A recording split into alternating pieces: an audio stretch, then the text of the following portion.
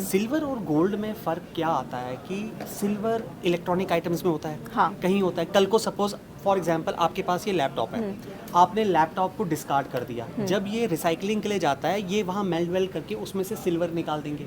तो silver extraction from electronic items electronic भी होती है। डिवाइसेस, हाँ। ये सिल्वर आजकल इसलिए बढ़ रहा है क्योंकि आपका ईवी व्हीकल्स और उसमें होता है। गोल्ड में सीन क्या होता है, गोल्ड का कैरेक्टरिस्टिक होता है क्योंकि इसकी यूजेबिलिटी ऐसी नहीं है कि आप हर कहीं पर भी इलेक्ट्रॉनिक लगा आइटम्स दो में या यूज़ किसी कर में रहे भी हो लगा कि दो, हाँ। आपके पास और जो इसकी सप्लाई है बहुत लिमिटेड है। जब बहुत लिमिटेड है इसमें दो तीन एट्रीब्यूट्स हाँ। आते हैं। सप्लाई लिमिटेड है, बिल्कुल सही है। हाँ।